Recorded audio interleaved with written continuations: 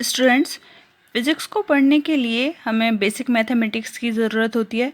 तो basic mathematics में हम ट्रिग्नोमेट्री, ज्योमेट्री, मेंसुरेशन ये सब पढ़ चुके हैं अर्लियर क्लासेस में। अब जो 11th में आकर एक टर्म इंट्रोड्यूस होती है वो है डिफरेंशिएशन एंड इंटीग्रेशन।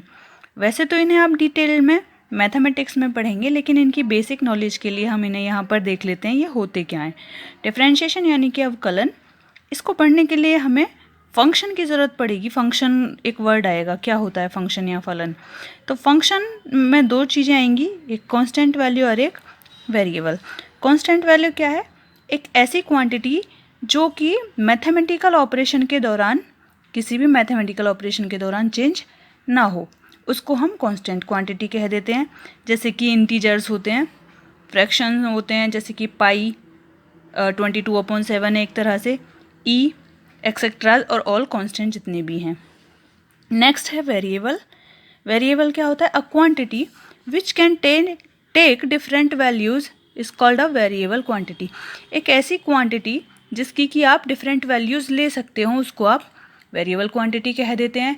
इसे जनरली एक्स वाई जेड से रिप्रेजेंट करते हैं। तो फंक्शन क्या हुआ? Function, a quantity Y is called a function of a variable X. एक क्वांटिटी है y जिसको कि आप वेरिएबल x का फंक्शन कह सकते हैं अगर corresponding to any given value of x there exist a single definite value of y।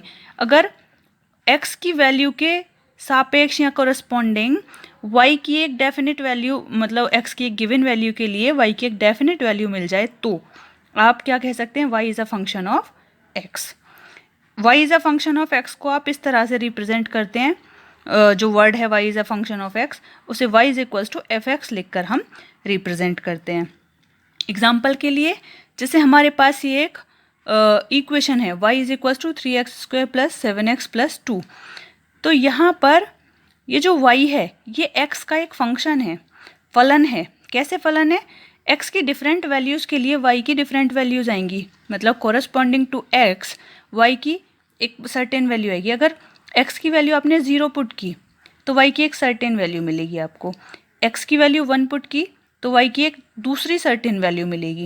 यानी कि जैसे जैसे x चेंज होगा उसके कोरस्पॉन्डिंग y भी चेंज होगा। हमने x की वैल्यू रखी 1 तो y की वैल्यू आई 12, यानी कि x की एक गिवन वैल्यू 1 पर y की एक सर्टेन डेफिनेट वैल्यू मिली 12। ऐसे ही x की एक गिवन वैल्यू 2 पर y की एक सर्टेन वैल्यू मिली आपको 28। तो x वेरिएबल है, आप उसको कुछ अलग अलग डिफरेंट वैल्यूज़ यानी कि चेंज कर करके रख कर देख सकते हैं। तो उस कोरस्पॉन्डिंग वैल्यू के अकॉर्डिंग y की एक सर्टेन वैल्यू मिलेगी। So we can say that y is a function of x। इसे पढ़ते समय, डिफरेंशिएशन को पढ़ते समय हमें एक टर्म मिलेगी dy/dx की। तो इसका फिजिकल मीनिंग क्या होता है? The ratio of A small change in the function y and the variable x, यानी कि एक स्मॉल चेंज हो फंक्शन y में और वेरिएबल x में और उनका रेशो लिया जाए, तो उसे क्या कहेंगे आप? Called the average rate of change of y with respect to x। यानी कि y में चेंज हुआ x के रेस्पेक्ट में, अगर x में चेंज हुआ था तभी y में चेंज हुआ, तो इसको average rate of change. Rate of change का मतलब जिसका रेट बोलते हैं उसको नीचे ले आते हैं, तो ये आ जाएगा dy/dx, यानी कि delta y upon delta x। क्योंकि चेंज को आप क्या कहते हैं? चेंज को डेल्टा से शो करते हैं, तो इसे आप लिख सकते हैं delta y over delta x, क्योंकि आप क्या कह रहे हैं कि y में चेंज हुआ x के कॉरस्पॉन्डिंग। ठीक है, अब ऐसे ही इसका एग्जाम्पल ले लेते हैं। जनरली हम कहाँ पढ़ते हैं ये चीज़ें, कि आपने एक एग्जाम्पल लिया, एक ऑब्जेक्ट है, एक बॉडी है जो कि एक small distance delta S small time delta T में कवर करता है। हमने 9th में ये पढ़ा था। तो वेलोसिटी क्या होगी? एवरेज वेलोसिटी क्या होगी? वेलोसिटी होता है कवर्ड डिस्प्लेसमेंट या distance upon time. The rate of displacement is known as velocity, आपने 9th में भी पढ़ा हुआ है। तो एवरेज वेलोसिटी हो गया delta S upon delta T, यानी कि अगर टी में चेंज हुआ तो एस में भी चेंज हुआ, टाइम मतलब एस में चेंज हुआ तो टी में चेंज हुआ, तो क्या हुआ? वेलोसिटी मिल गया आपको। ठीक, अब अगर इसी तरह से आप एक्सेलरेशन लो, तो एक्सेलरेशन क्या होता है? The rate of change of velocity, यानी कि स्मॉल टाइम इंटरवल टी में, डेल्टा टी में वेलोसिटी में डेल्टा वी चेंज आए तो वो एवरेज एक्सेलरेशन मिल जाता है। ठीक, इस तरह से आप delta S upon delta T और delta V upon delta T की टर्म्स देख चुके हैं। अब अगर हम ये कहें कि ये जो डेल्टा एक्स था ये बहुत ही स्मॉल है, स्मॉल का मतलब बहुत ही ज़्यादा छोटा है। छोटा कैसा? जो कि अप्रॉक्सीमेटली ज़ीरो की तरफ इशारा कर रहा है, यानी कि टेंडिंग टू ज़ीरो बोल रहा है। ज़ीरो नहीं है पर ज़ीरो की तरफ इशारा कर रहा है, यानी कि ज़ीरो के बिल्कुल पास है, तो उसको बोलते हैं delta X tend to zero. तो जब इसकी वैल्यू ज़ीरो की तरफ इशारा कर रही है तो वाई की वैल्यू भी चेंज होगी, तो उस समय से बोलते हैं the limiting value of delta Y upon delta X. ठीक, इसे लिखते किस तरह से इस पूरे टर्म को?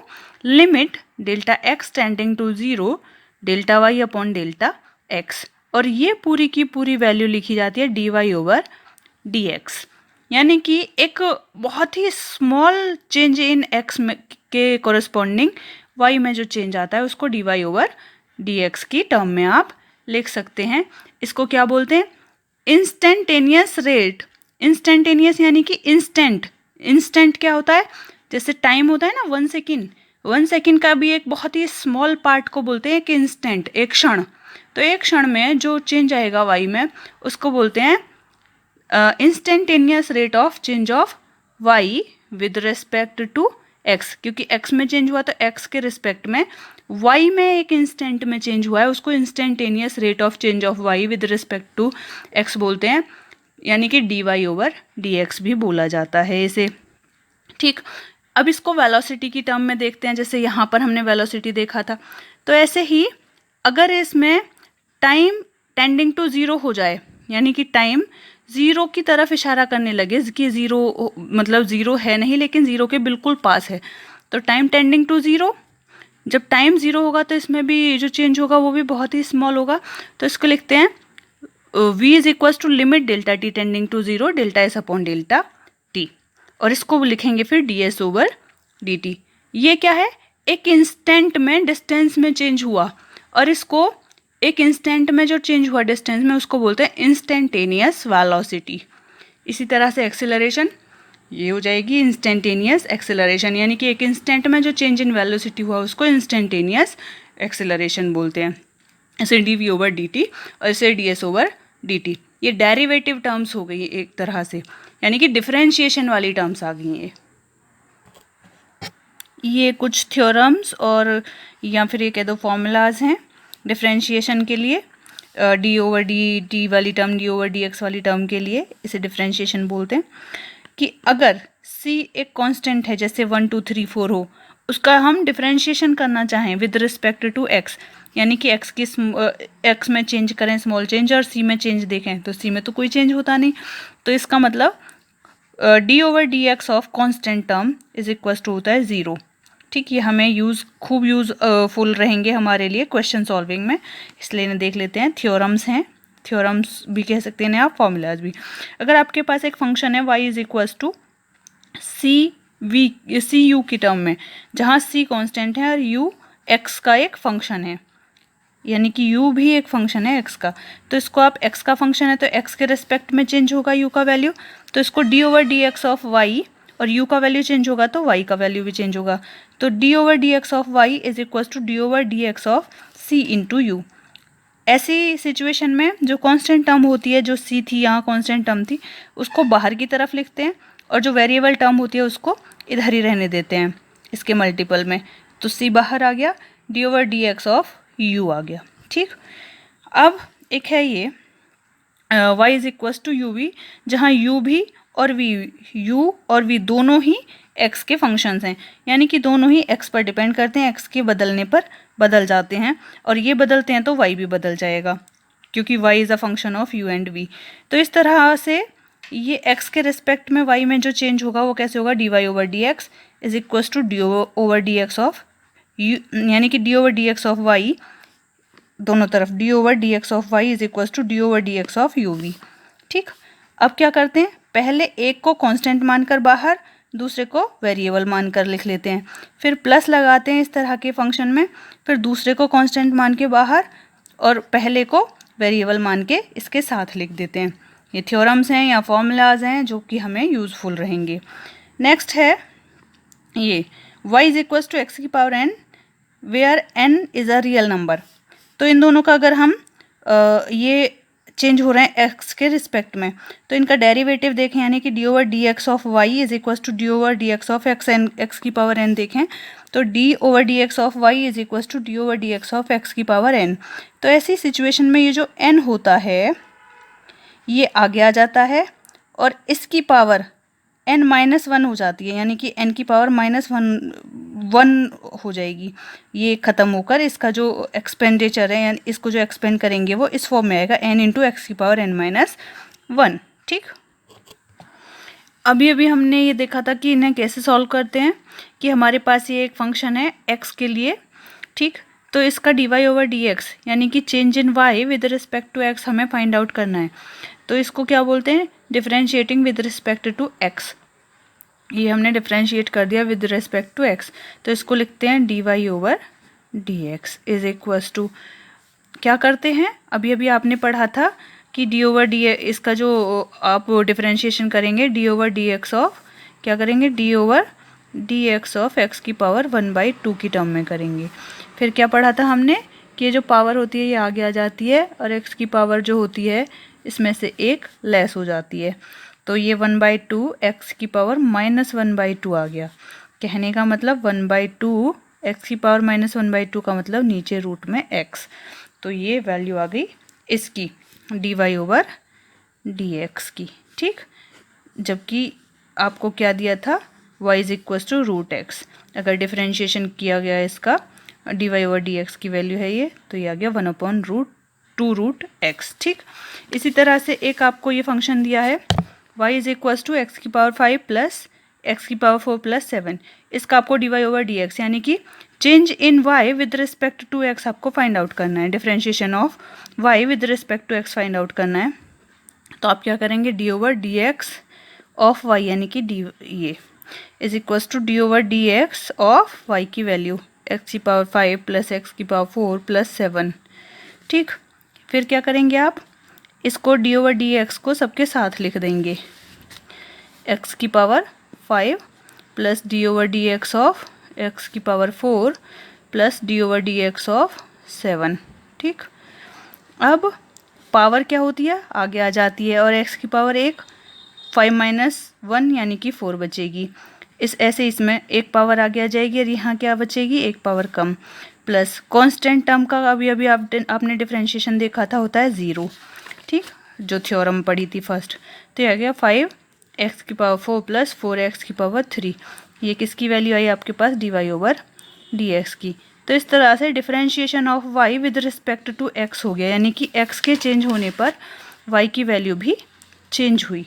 ठीक, तो ये हमें इस तरह से सॉल्व करने हैं, आगे हमको ज़रूरत पड़ेगी।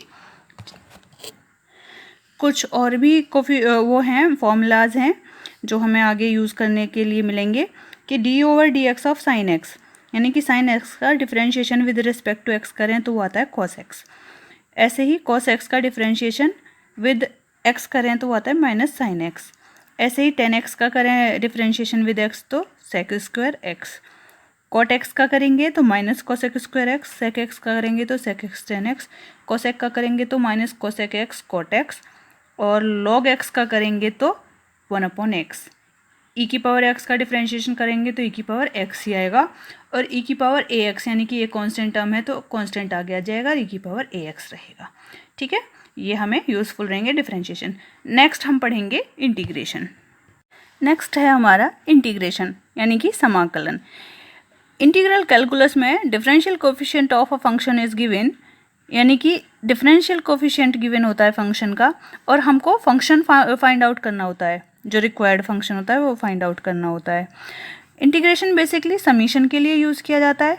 समीशन जो इस तरह का सिंबल होता है, ऐड करना एक तरह से क्वांटिटीज़ को, वो यूज़ किया जाता है डिस्क्रीट वैल्यूज़ के लिए। डिस्क्रीट वैल्यूज़ का मतलब 1, 1 के बाद 2, 2 के बाद 3, यानी कि एक पर्टिकुलर वैल्यू, एक आपको सर्टेन वैल्यूज़ जो होती हैं 1, 2, 3 इनके बीच की वैल्यूज़ ना हो, ये डिस्क्रीट वैल्यूज़ हो गई। जबकि ये जो इस तरह का सिंबल होता है, साइन होता है इस तरह का, ये इंटीग्रेशन के लिए यूज़ किया जाता है। और ये किसके लिए यूज़ किया जाता है? कंटिन्यूस फंक्शन के लिए। कंटिन्यूस फंक्शन का मतलब है 1 के बाद डायरेक्ट 2 ना आकर 1.1, 1.3, 1.4, 1.5, 1.6, यानी कि कंटिन्यूस वैल्यूज़ मिलें, लगातार वैल्यूज़ मिलें। तो ये इस चीज़ के लिए यूज़ किया जाता है इंटीग्रेशन का सिंबल, और समीशन डिस्क्रीट वैल्यूज़ के लिए। ठीक, जो इंटीग्रेशन होता है वो डिफरेंशिएशन का बिल्कुल रिवर्स प्रोसेस होता है। डिफरेंशिएशन का रिवर्स प्रोसेस, तो आपने एक ये टर्म पढ़ी थी, ठीक, ये बराबर ये, मैं अगर ये बोलूँ कि आपने डिफरेंशिएशन ऑफ एक्स की पावर n+1 करना था d/dx ऑफ एक्स के रिस्पेक्ट में, तो आप क्या करने वाले थे? n+1 ये पावर आगे आ जाती है और क्या होता है? x की पावर n बचती है, यही तो होता है। ठीक, अब ये डिफरेंशिएशन किया था हम लोगों ने, किसका? d/dx किया था x की पावर n+1 का। तो ये रिवर्स प्रोसेस है, यानी कि अगर इधर इंटीग्रेशन लगाऊं तो ये d/dx हट के इधर इंटीग्रेशन के फॉर्म में आ जाएगा। उसकी वैल्यू क्या होगी? x की पावर n+1, यानी कि रिवर्स प्रोसेस। ये वाली टर्म d/dx डिफरेंशिएशन हटाकर इधर इंटीग्रेशन का सिंबल लगा दो तो इसका इंटीग्रेशन ये आएगा। देखो, इंटीग्रेशन ऑफ n+1 x की power n dx is equal to आया x की पावर n+1। तो इसलिए हम कहते हैं इसे कि ये रिवर्स प्रोसेस होता है डिफरेंशिएशन का। इंटीग्रेशन के लिए कुछ बेसिक फॉर्मूलाज हैं जो यूज़ किए जाते हैं।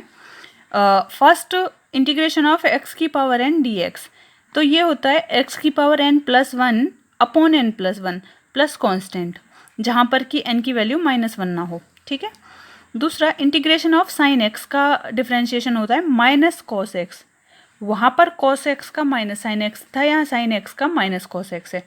देखो, ठीक, उल्टा हो गया, रिवर्स प्रोसेस हो गया।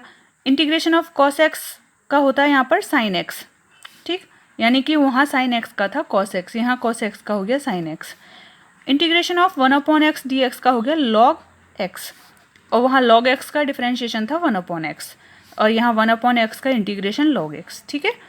ऐसे ही इंटीग्रेशन ऑफ e की पावर x dx, तो ये e की पावर x ही है, ऐसे ही डिफरेंशिएशन में e की पावर x का डिफरेंशिएशन e की पावर x ही था। तो ये कुछ बेसिक फॉर्मूलाज हैं जो कि हमको यूज़ करने के लिए मिलेंगे, यानी कि हम यूज़ करेंगे इन्हें। एक टर्म आती है डेफिनिट इंटीग्रल। डेफिनिट इंटीग्रल क्या होता है? उसमें लिमिट और पुट होती हैं, यानी कि इस फंक्शन का आपको इंटीग्रेशन करना है, यहाँ से यहाँ तक करना है। जैसे एक वो दे दिया पर्टिकुलर डिस्टेंस की यहाँ से यहाँ तक करना है, या एक पर्टिकुलर लिमिट दे दी यहाँ से यहाँ तक करना है।